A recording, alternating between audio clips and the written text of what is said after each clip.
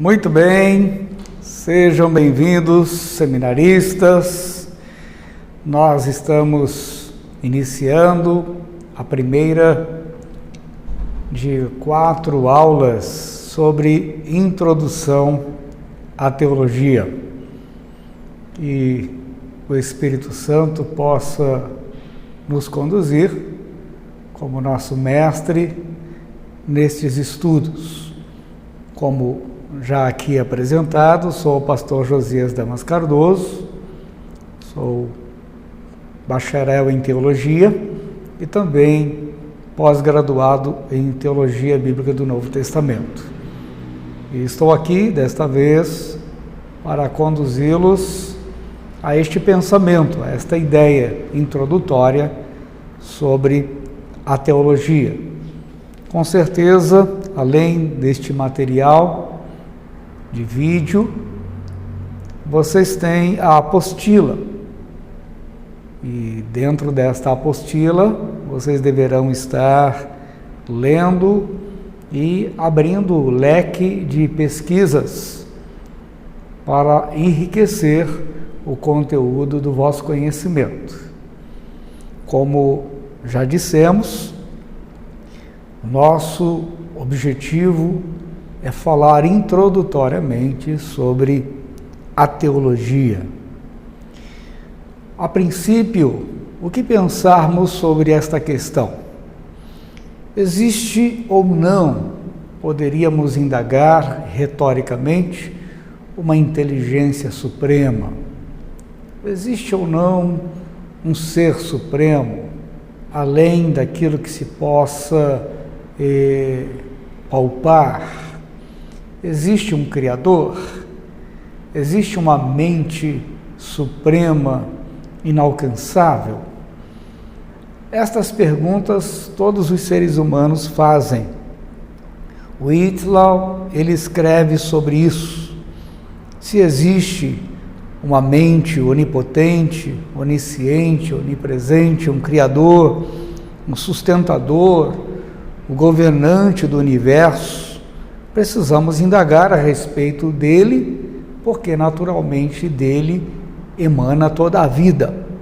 Então, sendo ele o Pai, sendo ele o Senhor de todas as coisas, vamos compreender que este é o problema, por assim dizer, principal da humanidade.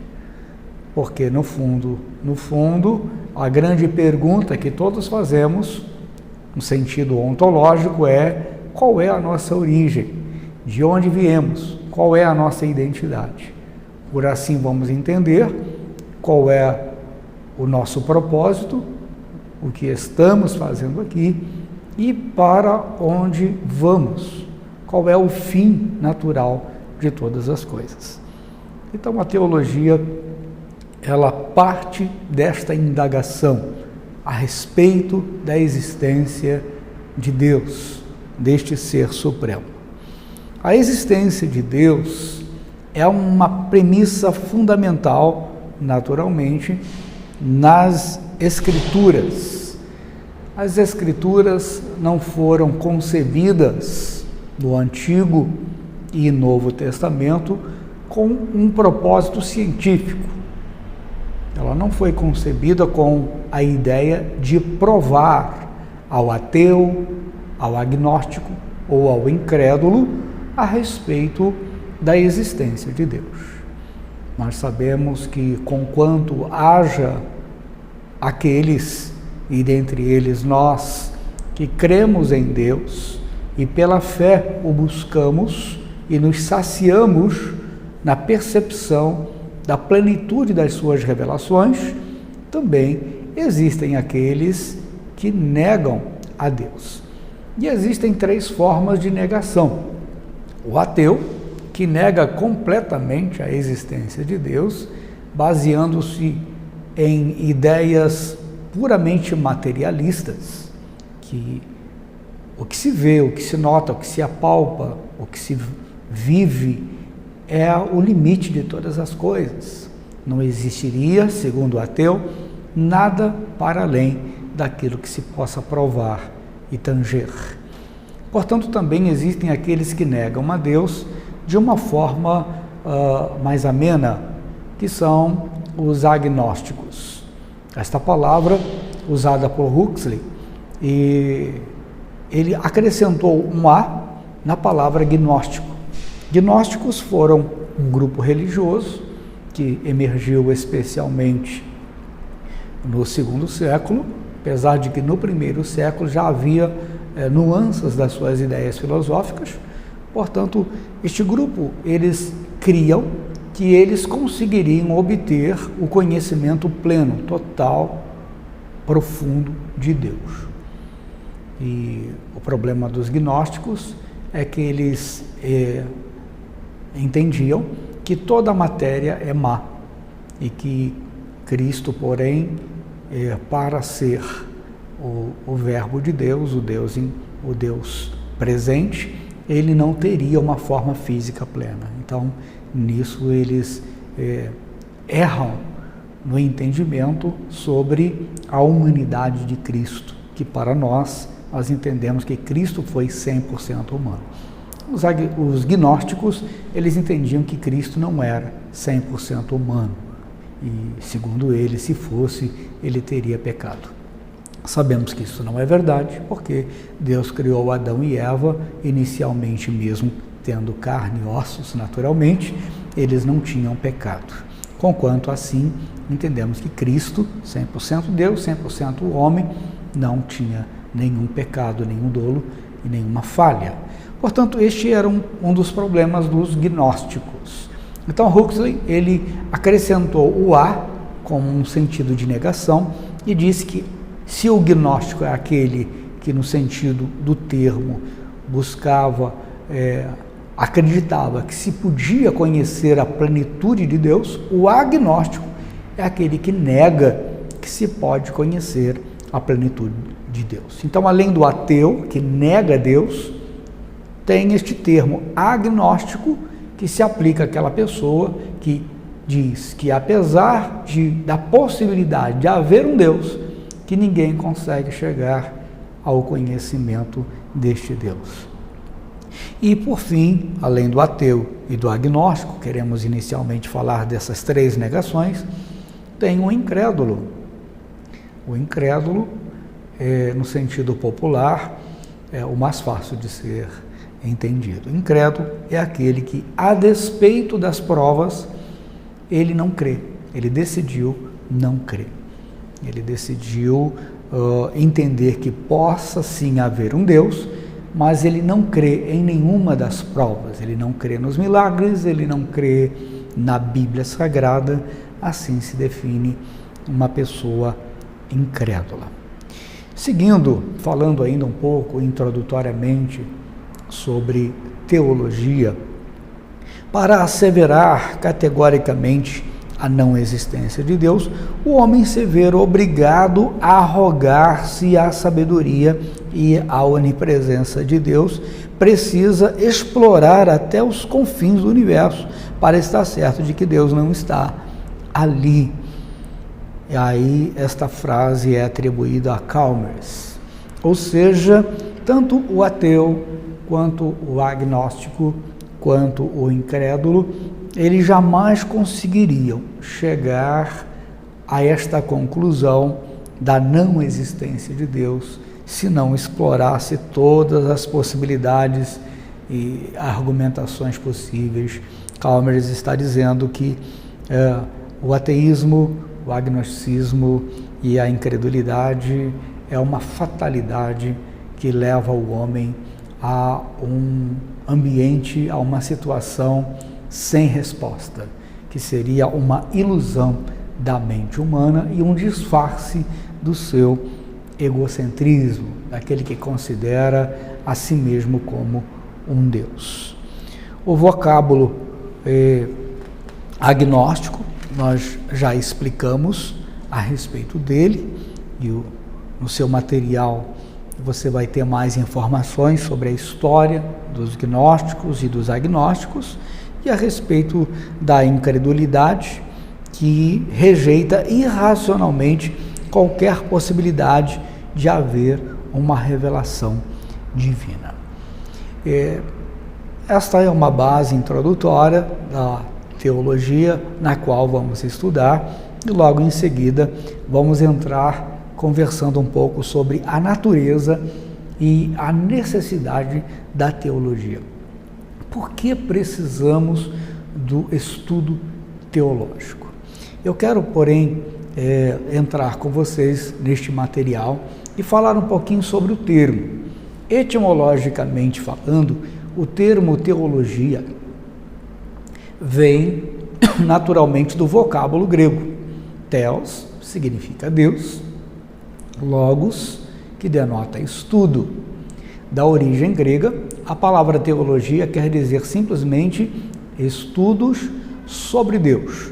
Você vai ver algumas pessoas falando que estudos sobre as revelações de Deus, porque estudar o próprio Deus é quase que impossível, como alguns dizem. Então nós estudamos em teologia as revelações que o próprio Deus produziu de si mesmo, gerou de si mesmo para a compreensão e a saturação do entendimento humano.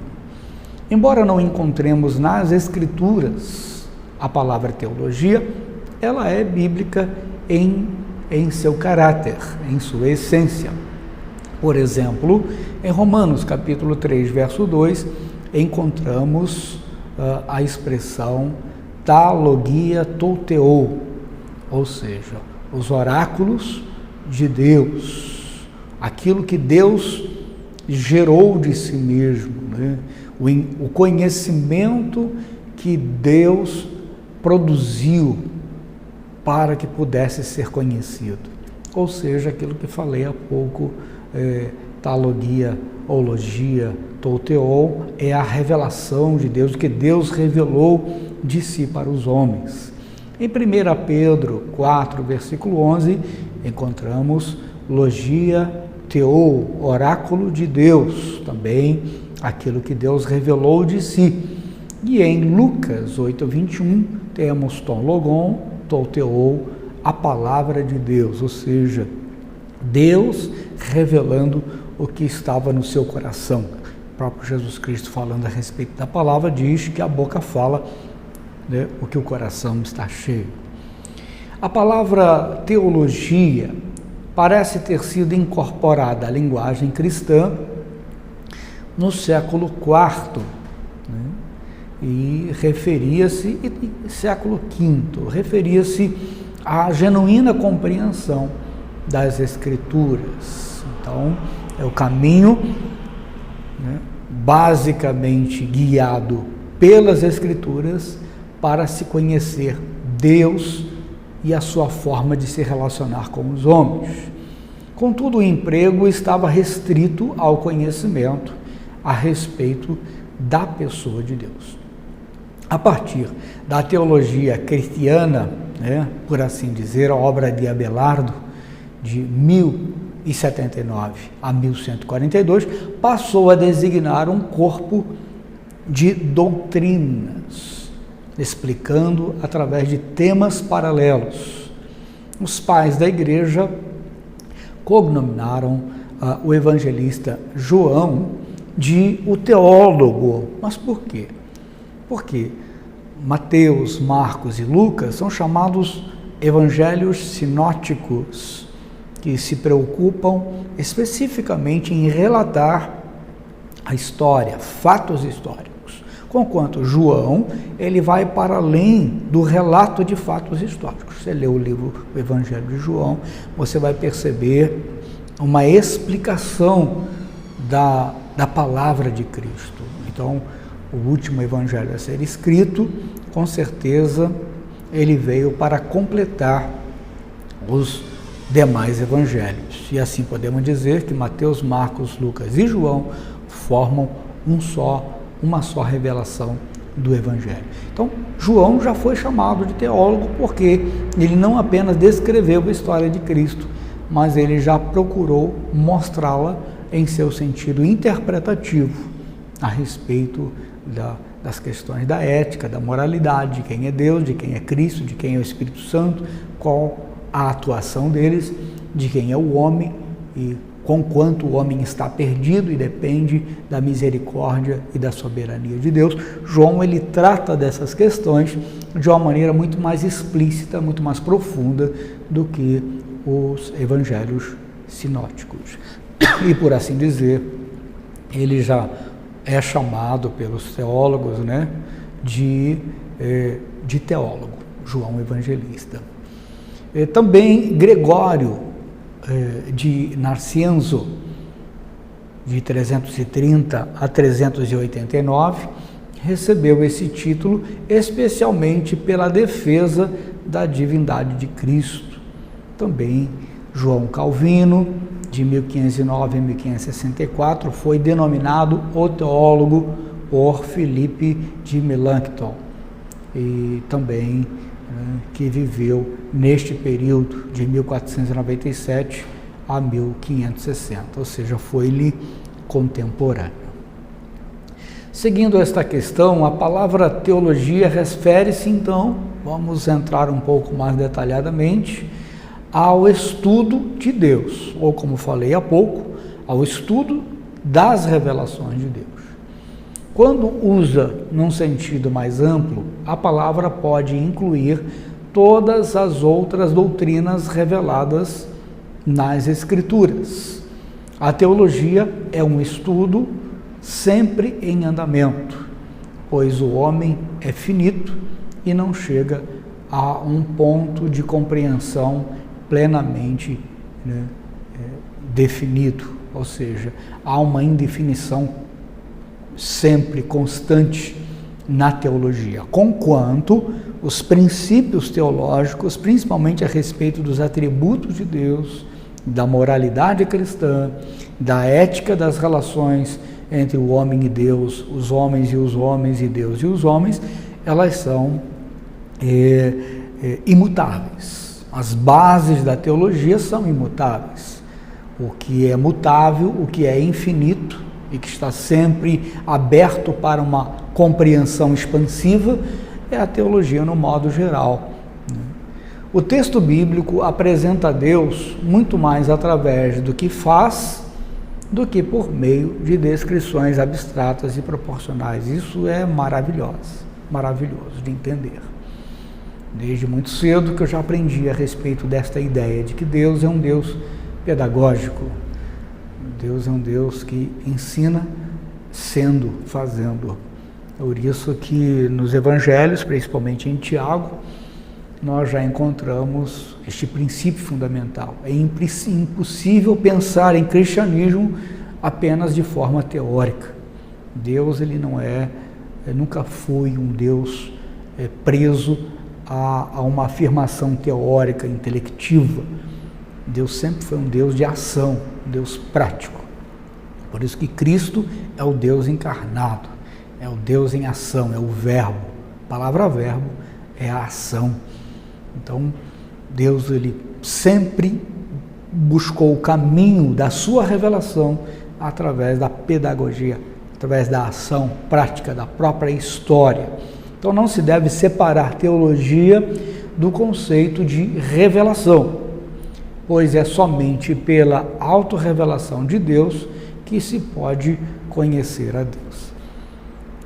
Quem revelou Deus não são aquelas pessoas que decidiram um dia, no instalar dos seus dedos, eu vou procurar Deus, eu vou descobrir Deus, e a partir dessa decisão humana, ele começou a procurar Deus e o encontrou. Isso está fora de questão, completamente fora de questão. Calvino nos ensina muito a respeito disso, que nenhuma revelação da verdade pode brotar do próprio homem. Toda revelação da verdade é uma ação de Deus que procura uma reação humana. Então, desde o início, em se tratando de Bíblia das Escrituras, tudo que nas Escrituras estão narradas é Deus provocando o homem, é Deus provocando a ação.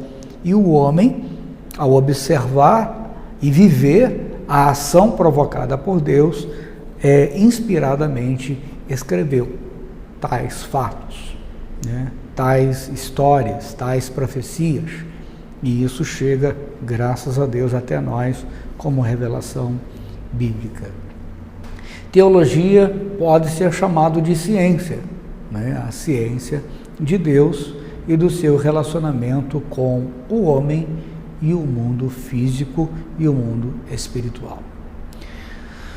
Vamos passar rapidamente para falar de alguns teólogos. Por exemplo, iniciando pelo século I, o século da grande virada, né? O nascimento de Cristo, a vida de Cristo, a morte e a ressurreição de Cristo, o início da igreja no Pentecostes, logo algum tempo depois, a conversão de Saulo, que ganhou o nome de Paulo de Tarso.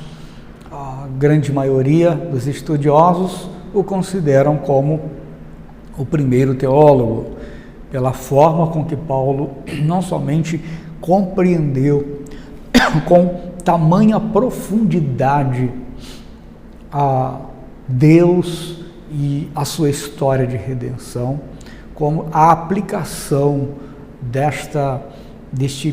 do entendimento deste plano de Deus numa linguagem muito fácil de ser entendida. Hoje, quando nós lemos as cartas paulinas, nós podemos encontrar teologia profunda em linguagem simples.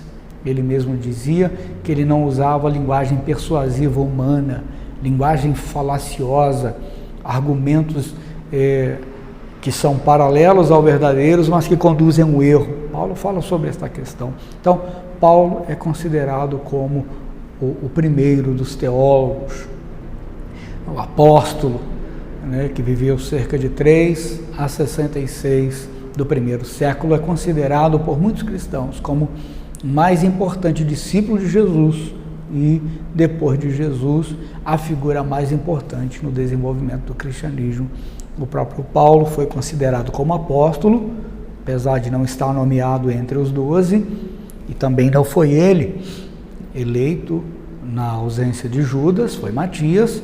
Portanto, consideramos Paulo como apóstolo porque, segundo ele mesmo, ele esteve com Cristo e ele revelou o Evangelho de Cristo. Ninguém hoje pode abrogar para si esse título de apóstolo, porque apóstolo é alguém que esteve com Cristo e ele anunciou a palavra de Cristo no mover do Espírito Santo. Então, assim, entendemos o apóstolo Paulo como, além do apóstolo, também o primeiro dos teólogos. Na sequência, nós partiremos para apenas algumas figuras importantes no período patrístico, no período dos pais da igreja.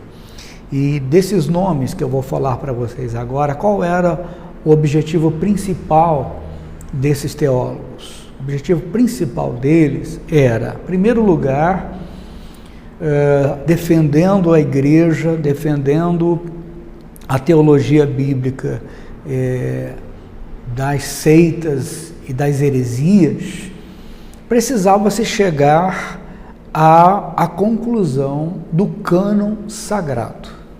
Já havia um entendimento do cânon do Antigo Testamento, mas não havia ainda um entendimento de quantos livros seriam considerados canônicos, sagrados, para compor o que hoje temos o Novo Testamento, em seus 27 livros.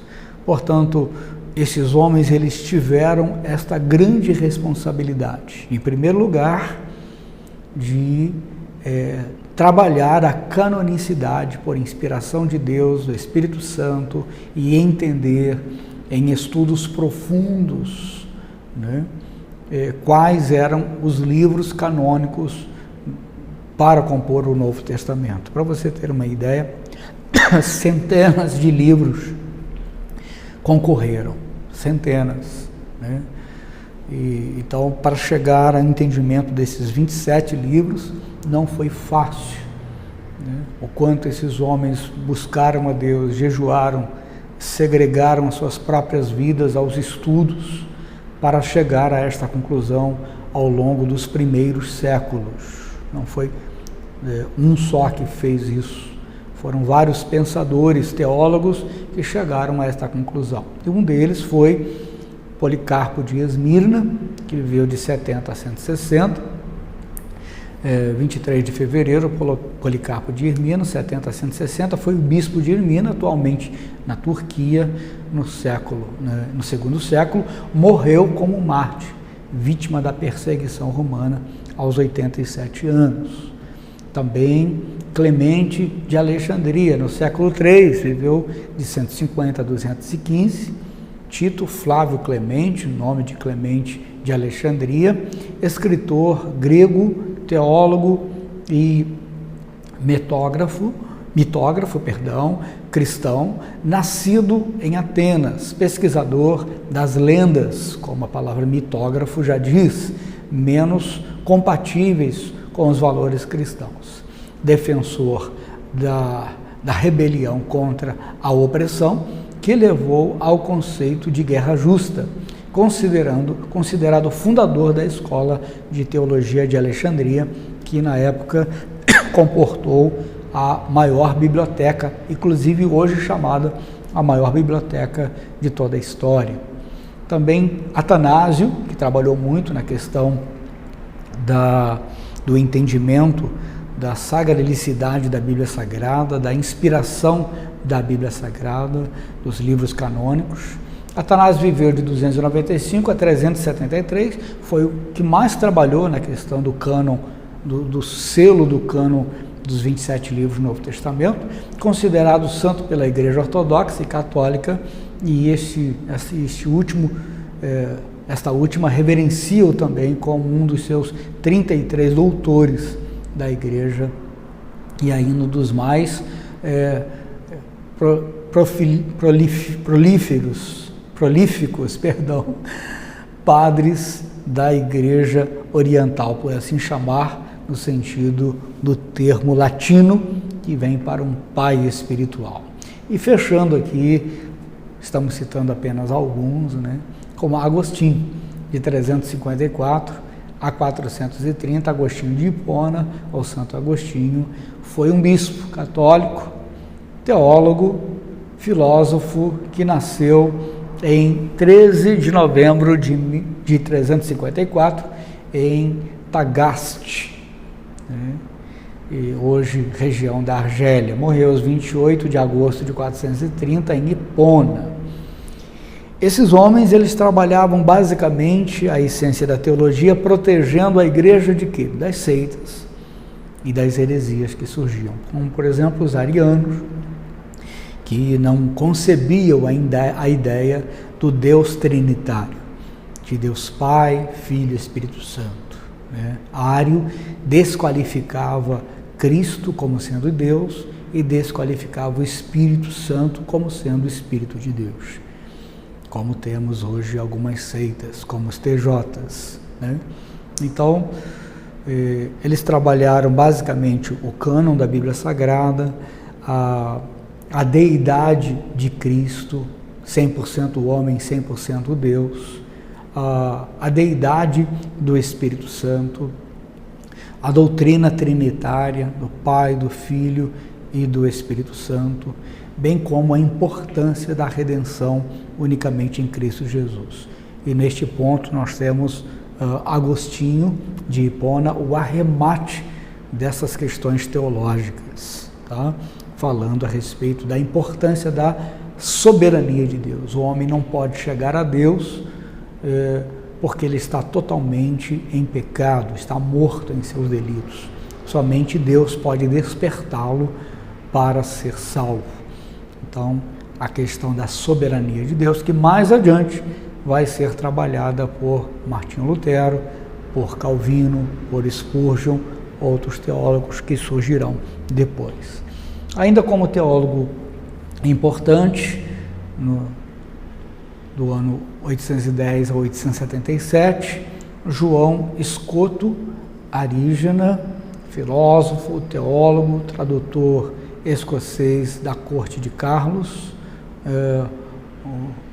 o Calvo, assim apelidado, nascido na Escócia, hoje na Irlândia, e expoente máximo do Renascimento carolíngio no século IX, e escolheu como tema principal dos seus estudos as relações entre a filosofia grega e os princípios cristãos. A partir dele se iniciou esta relação que emergiu inclusive em Tomás de Aquino. Tomás de Aquino que mais trabalhou essa questão, vamos falar dele daqui a pouco. Antes de Tomás de Aquino, Belardo de Claravel, de 1090 a 1153, conhecido também como São Bernardo. Era oriundo de uma família nobre de Fontaine-lès-Dijon, perto de Dijon, na Borgonha, na França. Nasceu em 1090 e morreu em Claraval em 20 de agosto de 1153.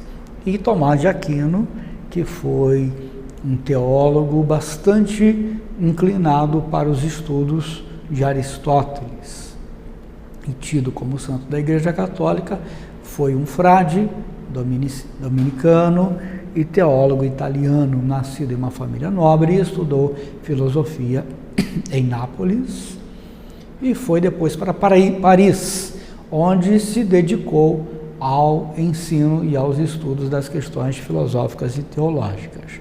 Também um outro dos pensadores ou teólogos conhecidos é John Duns Scott, ou Scotus, que viveu de 1266 a 1308, foi membro da Ordem Franciscana, filósofo e teólogo da tradição escolástica, chamado Doutor Sutil, mentor de outro grande nome da filosofia medieval, William de Ockham.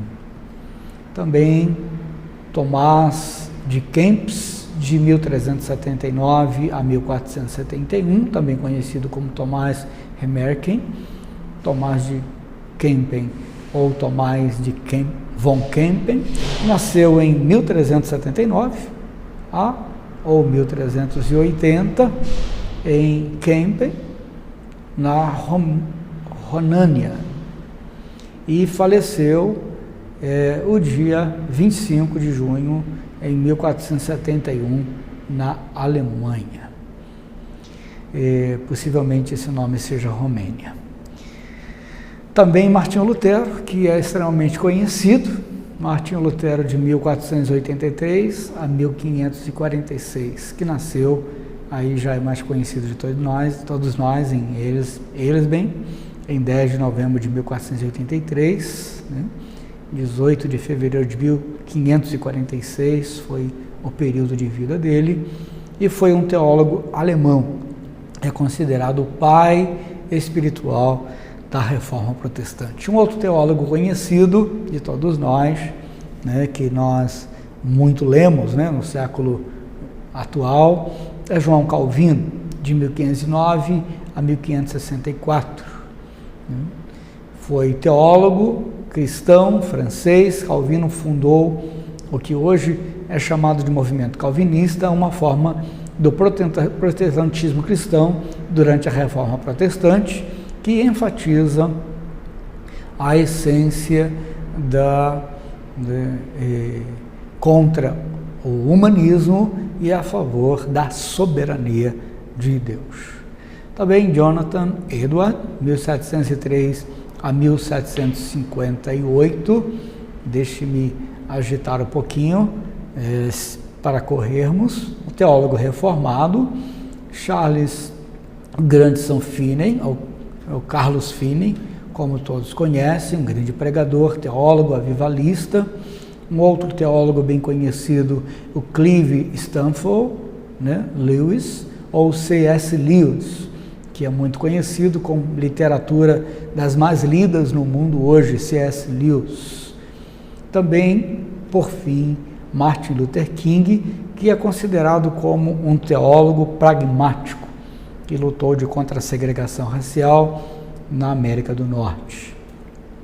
Queridos, seguindo adiante, nós vamos falar um pouco agora, além de citar alguns desses teólogos, existem tantos outros que você pode pesquisar, que deixaram marcas maravilhosas na história, trazendo temas relevantes para que os cristãos pudessem pensar. Citamos apenas estes, tá? Primeiro, o apóstolo Paulo como base, depois nos pais da igreja que trabalharam ali as bases doutrinárias, depois durante a Idade Média, que teve uma forte influência da filosofia, depois no período da Reforma, que houve uma purificação, em que a teologia ela se voltou muito mais para a Bíblia Sagrada, se libertando de princípios filosóficos e humanistas, e por fim a teologia moderna, que é a qual nós estamos hoje, que é uma teologia mais voltada para as ideias reformadas. Nós temos as divisões da teologia. Quais são as divisões da teologia? Nós podemos enumerar 7 divisões e falarmos um pouco sobre essas divisões. A teologia exegética, a teologia histórica, a teologia bíblica, a teologia sistemática, a dogmática, a prática e a teologia natural. Ao longo dos estudos, nós vamos verificar um pouco mais de detalhes sobre cada uma dessas partes, mas vamos rapidamente entendê-las separadamente. Então, teologia exegética. O que é uma exegese? Em sentido literal, o termo exegética vem da palavra grega que expressa tirar o sentido para fora do texto. É você olhar para o texto e deixar o próprio texto se explicar, né? Sacar ou extrair a verdade, exegese. Assim, a teologia exegética procura, no estudo do texto sagrado, trazer à luz o seu verdadeiro sentido. Aqui se estuda as línguas originais, dados arqueológicos, culturais, né, do entorno da ocorrência bíblica, introdução bíblica e a própria hermenêutica, que é a arte da interpretação do texto. Então, nós temos uma doutrina chamada teologia exegética que trata em estudos profundos só desta área. Teologia histórica, o nome já diz, estuda a trajetória especialmente de todo o povo de Deus, mas inicialmente, né, do povo de Israel e da igreja. Por quê? A igreja é o Israel de Deus e Israel era o princípio da igreja do Senhor. Assim se estuda a história dos hebreus e a história da igreja, ou seja, aqui se volta mais para uma categoria científica, estudando apenas os dados fornecidos pela história bíblica e, naturalmente, por histórias paralelas, comprovativas, né, à Bíblia Sagrada. E considera o desenvolvimento histórico da doutrina, mas também investiga as variações sectárias e heréticas da verdade. Ela abrange, portanto, história bíblica, história da igreja, história das missões, história da doutrina, história dos credos e confissões, né? Fazendo, não na intenção exegética, mas numa intenção histórica, a comparação evolutiva de todos esses temas. Teologia bíblica, o nome já diz, sistematiza as doutrinas de acordo com suas ocorrências nas diversas partes da Bíblia, como são apresentadas por cada escritor sacro. Aqui estuda a teologia bíblica do Antigo e do Novo Testamento. A teologia bíblica extrai o seu material exclusivamente da Bíblia. Mais tarde, nós vamos falar um pouco sobre a diferença entre teologia bíblica e teologia sistemática. Teologia, bíblica é o que nós estamos mostrando agora. Ela estuda a própria evolução conforme está na Bíblia. E a sistemática, como vemos a seguir, ela estuda temas. Mais adiante, em outros estudos, você vai esmiuçar um pouco mais esses detalhes, tá bom? Então, teologia bíblica estuda a Bíblia, de ponta a ponta, de Gênesis a Apocalipse, como a própria evolução das revelações vão nos colocando de acordo com a exposição da organização canônica. E teologia sistemática, ela já é diferente, ela pega temas. Normalmente, a grande maioria dos teólogos sistemáticos, como Louis Berkhof, Wayne Grudem, o próprio Strong, que leva o nome do nosso seminário, Augustus Strong, pegam, por exemplo, o tema. Em primeiro lugar, alguns começam pelas Escrituras. O que são as Escrituras? Segundo, quem é Deus? Quem é Deus Pai, Filho e Espírito Santo, a Trindade. Depois a doutrina da salvação. Ou seja, vai pegando esses temas, os anjos, a igreja, Cristo, o futuro, o Apocalipse, as coisas que vão acontecer no futuro. Ou seja, vai pegando os temas e trabalhando assim, por assim chamar a teologia sistemática. Encarrega-se de coordenar todos os ensinos das teologias exteriores, exegética, histórica e bíblica, e sistematizá-las sobre grandes títulos de estudos teológicos. A teologia sistemática, também conhecida principalmente, apresentada por Berkhof, como já citei, como teologia reformada. Aqui se estuda teologia, cristologia, paracletologia, angiologia, amartiologia, antropologia, eclesiologia, escatologia e soteriologia. Então aqui compreende a grande maioria dos temas sugeridos pela teologia sistemática. Deus se revelou na criação e nas Escrituras. E a verdade achada pelas ciências naturais e sociais, por cristãos ou por profano, não é verdade profana, é verdade sagrada de Deus. Ou seja, toda verdade é verdade, mesmo aquela encontrada por alguém que não seja um cristão. Se ele descobriu uma verdade, mesmo sendo ele um profano, a verdade que ele descobriu não deixa de ser verdade, independente se essa pessoa tem uma relação salvadora com Deus ou não. Esta é a ideia do escritor aqui. Toda verdade, onde quer que seja encontrada, tem peso e valor iguais, como verdade, como qualquer outra verdade. Uma verdade pode ser mais útil em dada circunstância e uma outra em um outro contexto. Portanto, é perfeitamente lícito utilizá-la de outras fontes, enquanto verdade para o estudo da teologia. O estudo teológico que incorpora em seu escopo o exame das ciências naturais e sociais é denominado teologia sistemática. Ou seja, conquanto a teologia bíblica vai usar essencialmente apenas os aparatos teológicos, também a teologia sistemática vai usar aparatos oriundos ou considerados como verdades de outras ciências, como naturais e sociais.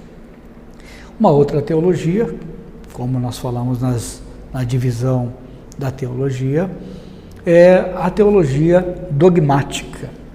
E nesta teologia estuda os credos da igreja, estuda a apologética, a polêmica, estuda a ética e assim por diante. Teologia prática, nessa perspectiva da teologia, aborda-se o conhecimento teológico com o intuito de aplicá-lo na vida cotidiana.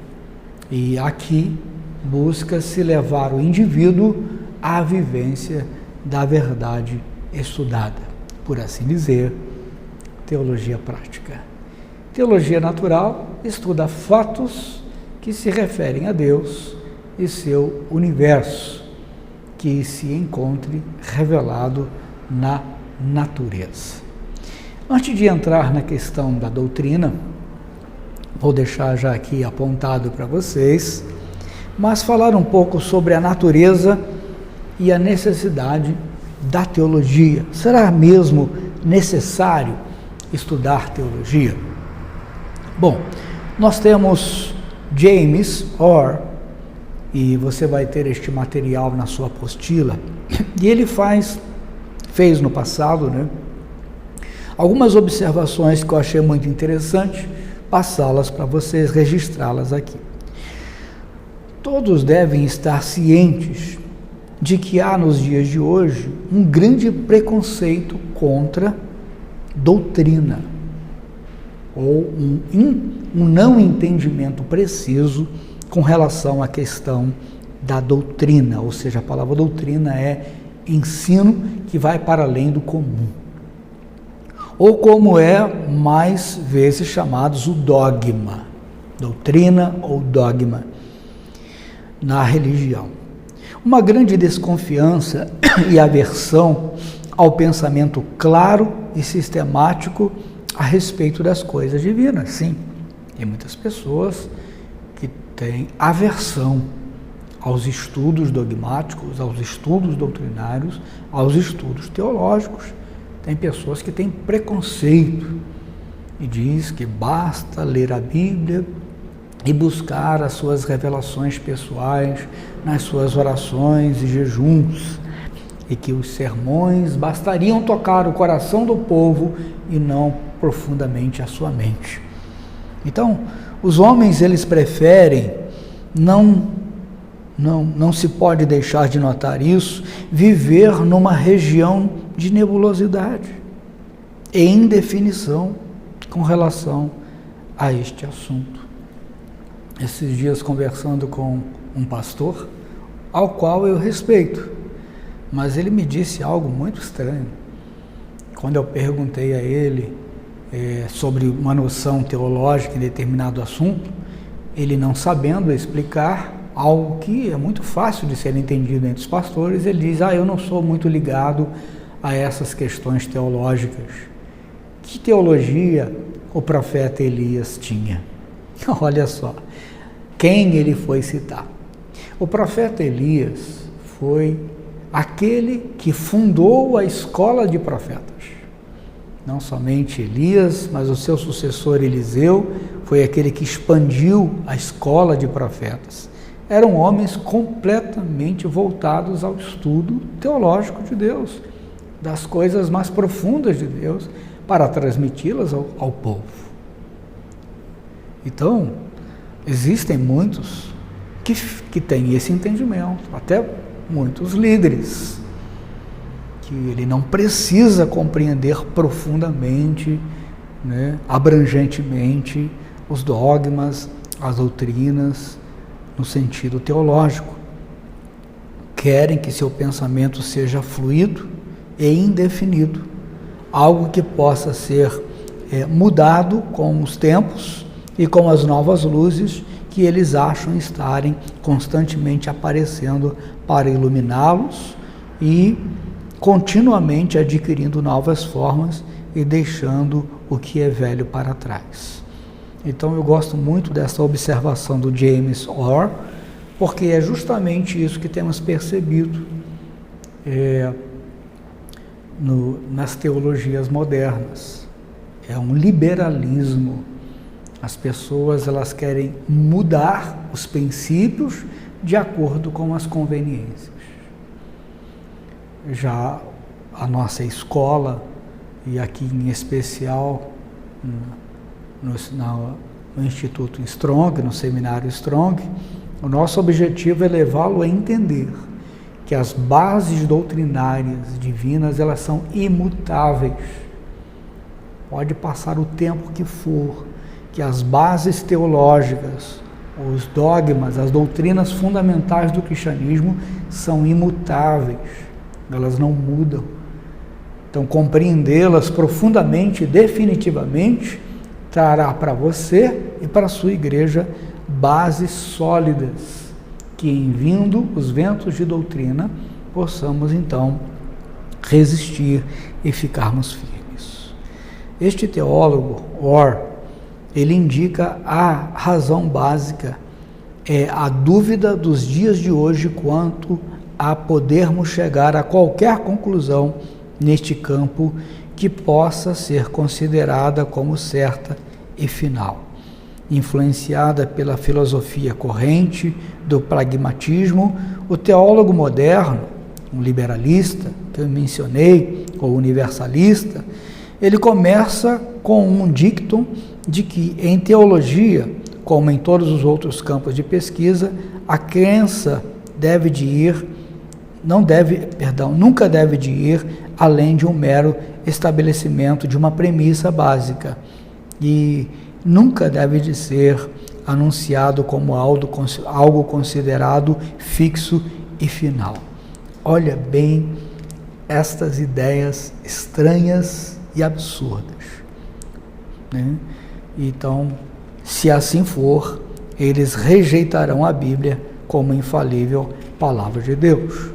E para alguns grupos, até mesmo a Bíblia eles mudam, trazendo novas traduções para fortalecer os seus argumentos universalistas e humanistas. Mas, graças a Deus, ainda há muitos que não se deixam levar por esta filosofia subliminar, que ainda creem que há alguma coisa ou algumas coisas no mundo que são estáveis e permanentes. E se há algo que é estável e permanente, em especial na vida do regenerado, é a doutrina sagrada. São os princípios essenciais e fundamentais da palavra de Deus. E esse é o objetivo da teologia: dar a nós bases firmes, princípios teológicos. Quem é Deus? Quem é Cristo? Quais são as doutrinas essenciais, né, sobre o pecado, sobre quem são os anjos, qual a nossa relação com eles, coisas a respeito dos temas mais profundos do Novo Testamento, como a salvação, como a dependência total que nós temos de Deus. São bases teológicas definitivas, imutáveis, que o estudo teológico vai nos levar a definir. Falar sobre a natureza da teologia. A teologia, ela se multiplica em várias áreas. E eu devo de passar rapidamente sobre este comentário. Primeiro, a teologia e a ética. A psicologia lida como comportamento, né? Psicologia mostrada em comportamento. Isto é ética. Ética fala de conduta. E isto é verdadeiro quando na ética a filosofia é quanto na vida cristã. A psicologia indaga o como e o porquê do comportamento. A ética a respeito da qualidade moral da conduta.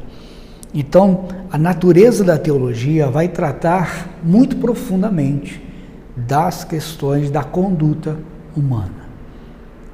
Basicamente, se a Bíblia Sagrada diz que nós fomos criados à imagem de Deus, isso implica que nós temos uma ética, que nós temos uma conduta moral. E ainda que esta ética e esta moralidade, depois da queda, foram enfraquecidas, mortificadas, o objetivo maior da redenção em Cristo é devolver-nos a imagem de Jesus Cristo, a imagem de Deus, a voltarmos a ser, em Cristo, imagem e semelhança de Deus, ou seja, a vivermos essencialmente e termos um comportamento, uma conduta ética e moral de acordo com a imagem e semelhança de Deus. Ainda falando sobre a natureza da teologia, a teologia ela trata do aspecto religioso. Quando falamos em religião, esse termo ele pode trazer muita confusão, porque para o pagão ou para o homem não cristão, quase todos são religiosos, né? Ele vai chamar o fetichismo de religião, né? Ele vai tratar o hinduísta como um religioso, ele vai falar de todas essas seitas e grupos no mundo inteiro e falar que são ações religiosas. Até mesmo alguns filósofos consideram a religião em aspectos diferentes do que nós vamos denotá-la aqui. Hegel considerou a religião como um tipo de conhecimento, mas ele não percebeu que o tipo de conhecimento do qual falam as Escrituras inclui não apenas um conhecimento intelectual, mas também um conhecimento de afeições e vontades. Não é apenas um conhecimento, mas um relacionamento. Teologia trata não de conhecermos apenas a Deus, mas de nos relacionarmos a Deus e de como Deus se relaciona com o homem. Um outro, chamado Schleiermacher, ele considerou a religião como sendo apenas o sentimento de dependência, mas se esqueceu que tal sentimento não é religioso, a não ser que possa ser acoplado à confiança em Deus, apropriando-se dele no serviço prestado a ele. Ainda, Kant a identificou como ética, né? Arnold pensava que a religião é apenas a moralidade tocada por emoções. Também Henry Weihmann diz que a religião é a aguda percepção de que o homem tem do reino de possibilidades inatingida e o comportamento resultante dessa percepção. Então você percebe que o conceito sobre religião, ele muda muito. Você vai ver dezenas e dezenas de conceitos sobre a ideia da religião. Quando esta palavra ela fora aplicada em seu princípio, ela tinha a ideia da expressão religare, ou seja, aquele que ligou-se novamente a Deus. Conquanto a expressão religião, hoje ela é considerada por muitos teólogos, né, que é uma palavra pejorativa. Religião é como se o homem tentando se ligar a Deus, o homem construindo as suas ideias, as suas formas, os seus ideais, para se ligar a Deus. Conquanto o homem jamais conseguirá criar nada para se religar a Deus, porque o homem ele só pode ser religado a Deus se Deus toma a iniciativa. Não é o homem que se religa a Deus, é Deus que religa o homem a ele. Então muitas pessoas consideram hoje em dia a palavra religião como uma expressão pejorativa. Então você vai notar que existem várias concepções sobre a expressão religião. Por exemplo, para aquele que leva o nome do nosso seminário, Augusto Strong, Strong diz que a religião, em sua ideia, é uma vida em Deus, uma vida vivida em reconhecimento de Deus, em comunhão com Deus e sob o controle do Espírito de Deus que habita no crente. Você vai ver no livro Teologia Sistemática de Augusto Strong. É claro que Augusto Strong está usando aqui o termo religião baseado nas ideias, né, do Novo Testamento. Tiago, por exemplo, que usa esse termo para falar que a religião, né, sem mácula é guardar-se incontaminado do mundo e cuidar daqueles que necessitam, né, da bondade de Deus. Então, nós vamos sim tratar dos aspectos de religião em teologia, portanto, dentro do ângulo desta visão de Strong, como que religião seja aquele estado de vida que Deus despertou o homem para que tenha uma manifestação física de obras, comprovando que ele está ligado a Deus. O terceiro aspecto aqui da natureza da teologia, além da ética e da religião, é a filosofia. Interessante da filosofia, por quê? A filosofia era a rainha das ciências antes de Cristo. Nós temos aí a fama de Sócrates, Platão e Aristóteles. E a filosofia ela abarcava em si até mesmo os aspectos das ciências exatas e da medicina. Conquanto todas essas ciências elas foram se separando, né, na medida em que a história foi crescendo. E até mesmo a filosofia ela teve, sim, uma influência muito grande sobre os apóstolos, sobre a população do primeiro século. Tanto é que Tomás de Aquino ele conseguiu mostrar uma série de ideias paralelas, né, que a filosofia auxilia o cristianismo. Mas como nós vamos compreender o estudo da filosofia hoje, né, dos nossos estudos a partir de agora? Então vamos entender uma questão muito interessante sobre a filosofia. É claro que a teologia se alicerça sobre uma base sólida e objetiva, conquanto a filosofia se alicerça apenas nas suposições e especulações de filósofos. Então, pode haver um paralelo. Nós podemos receber ajuda da filosofia? Podemos. Por quê? Teologia e filosofia têm praticamente os mesmos objetivos. O objetivo da filosofia e da teologia são os mesmos, mas há uma diferença no enfoque que dão ao método que usam. Qual é o enfoque e qual é o método? O enfoque da teologia é um, o enfoque da filosofia é outro. O método usado pela filosofia é um, o método usado pela teologia é outro. Mas ambos procuram atingir os mesmos objetivos, que é a busca da verdade. Ambas buscam uma visão completa do mundo, explicar o que é a vida, qual é o propósito da existência humana. Só que o enfoque é diferente, os métodos usados são diferentes. Tá? Então é necessário entender que nós podemos receber auxílio de verdades trazidas à tona por um filósofo, por um cientista, né? Por vários outros estudos seculares, por assim dizer. Conquanto todos esses estudos, eles nunca vão estudar o ser humano como a teologia o estuda. Por exemplo, eu sou muito inclinado, gosto bastante da psicologia, a psicanálise clínica. Portanto, a psicologia, a psicanálise clínica, em especial Freud, Lacan, Jung, eles não consideram o homem como a Bíblia o considera, espírito, alma e corpo. Entende?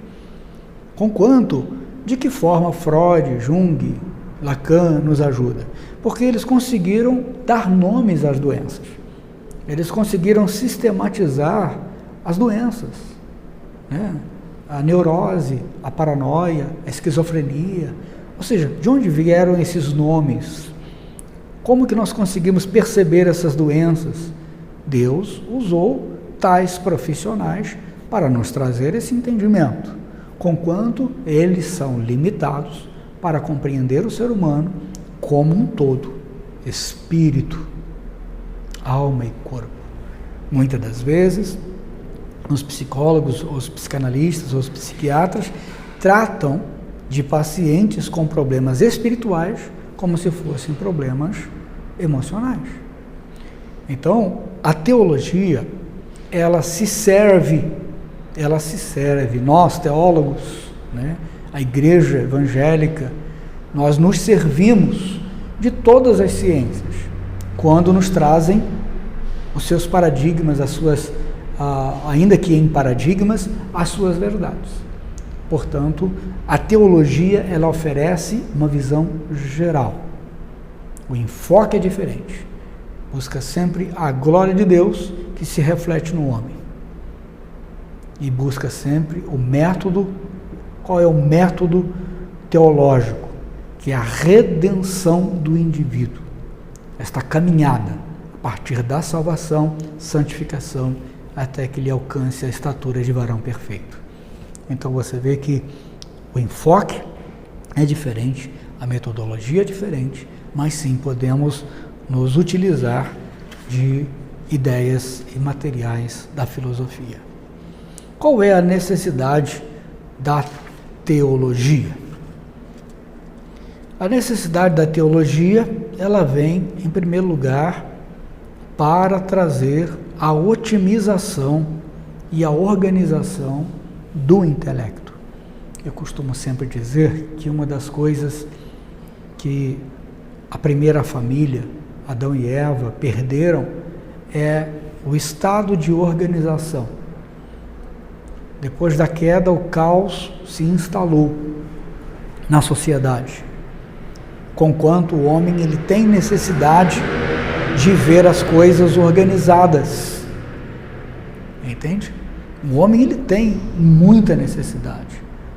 Por isso que nós arrumamos a casa todo dia, por isso que nós lavamos o carro todo dia, por isso que nós ajeitamos as cadeiras, por isso que pintamos as paredes, por isso que colocamos o quadro nas suas linhas ordeiras, né? Na sua geometria correta, porque o ser humano ele tem necessidade da ordem, ele tem necessidade de uma organização a partir do intelecto, até mesmo abrangendo todas as suas percepções. Então, a teologia ela vem justamente para isso. A teologia ela vem organizar o pensamento cristão. Ela tem o objetivo de separar as coisas e estudá-las separadamente, para que não haja conflito, confusão no entendimento das coisas. Então, isso aqui é muito bonito, né? O ser humano ele possui esse instinto organizador, intelectivo. E a teologia ela vem responder, por isso ela é tão necessária. Segundo motivo da teologia ser necessária é a difusão da descrença dos nossos dias, os perigos que ameaçam a igreja. Sem o devido conhecimento, especialmente de pessoas no meio da igreja, se toda a igreja não tem condições de ter um estudo profundo da teologia, então é necessário que muitos o tenham.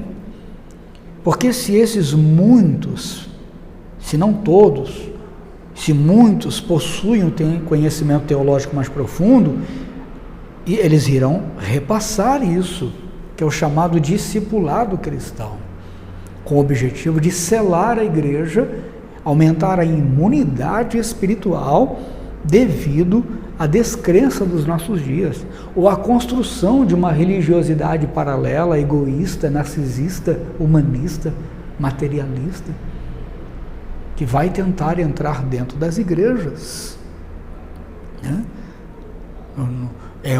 Seria uma forma de um cristianismo ateu, de um cristianismo agnóstico, né, de um cristianismo panteísta que diminui a excelência de Deus como se fosse apenas mais um cara que nos ajuda na hora da necessidade. né? Esses dias eu ouvi um comentarista falar que muitas pessoas olham para Deus como o lavrador olha para os seus animais. Ele precisa do leite, então, porque ele precisa do leite, ele tem a vaca. Algumas pessoas precisam do perdão e da vida eterna. Então, porque ele precisa do perdão e da vida eterna, ele tem Deus. Como se Deus fosse apenas um meio de conquistar alguma coisa. Então, existem muitos grupos chamados evangélicos por aí, que estão agindo desta maneira. Então, o teólogo, ele tem esse objetivo de guardar a doutrina, de proteger de contra as invasões. A outra é a própria natureza da Escritura. A Bíblia é para o teólogo o que a natureza é para o cientista.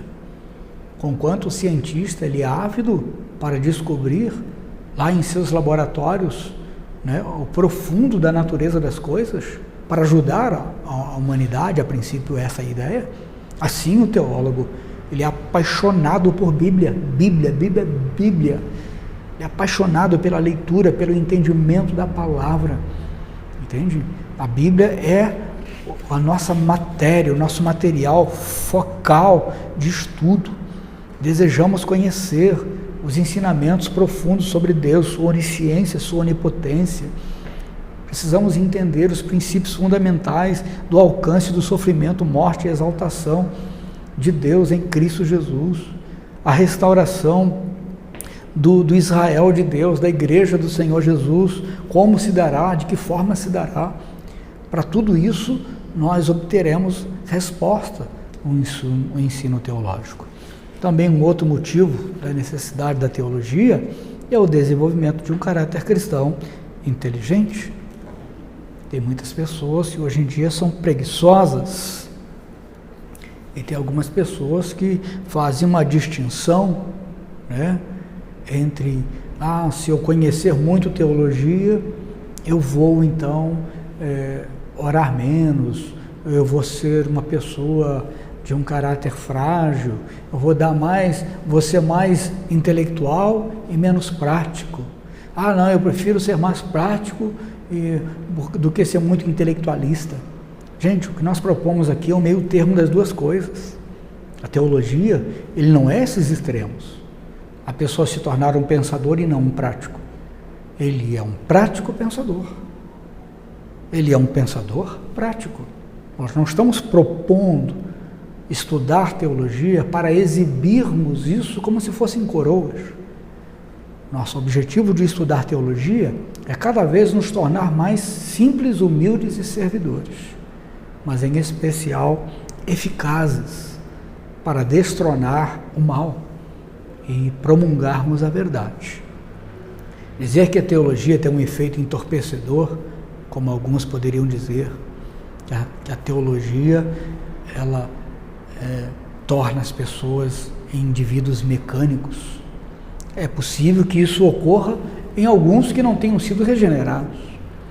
Mas se o regenerado, de verdade, estudar a teologia de verdade, ele será uma bênção. Uma outra questão para a qual nós somos inclinados a estudar teologia, a necessidade da teologia, são as condições para o serviço cristão eficaz. Deixa eu ler uma coisa aqui para vocês, que o nosso escritor ele traz. Preste atenção. Existem hoje nos nossos dias estão ocorrendo muito isso. Tem pessoas que preferem aquela pregação explosiva. Inclusive várias pessoas me mandam no meu celular, uma mulher lá, quase que desqualificando a sua feminilidade e falando como se fosse um homem e gritando ali. E algumas pessoas consideram esta forma de expressão do Evangelho como uma forma poderosa. E se esquecem de que as pessoas, esse movimento emocional, ele passa. Mas o convencimento profundo da alma, do coração, do intelecto, ele vai permanecer de geração em geração. Olha bem o que aconteceu na história. Tá? Uma pregação, oratória, textual ou atual, que abrange emoções, levando a ações imediatas, pode prender a congregação ao pregador. Mas quando o pregador for embora ou morrer, o povo também vai morrer com o ardor do pregador. Se a igreja ela considera forte o ardor do pregador e não a palavra, a inteligência que o pregador expõe a palavra, quando o pregador morrer com seu ardor, com seu fervor, a igreja também morre. Joseph Parker, preste atenção, de Talmage, pode ser citado como um homem de grande poder oratório, que conseguiram grandes congregações através da sua oratória muito voltada para questões emotivas e de ação imediata. Mas o City Temple em Londres caiu nas mãos de R.J. Campbell, fundador da Nova Teologia depois da morte de Parker. E o Brooklyn Tabernacle das mãos de Charles, caiu nas mãos de Charles Taze Russell, fundador, né, da Torre de Vigia dos Testemunhos de Jeová. Veja bem que impressionante, que igrejas que eram saudáveis se tornaram igrejas apóstatas. Por quê?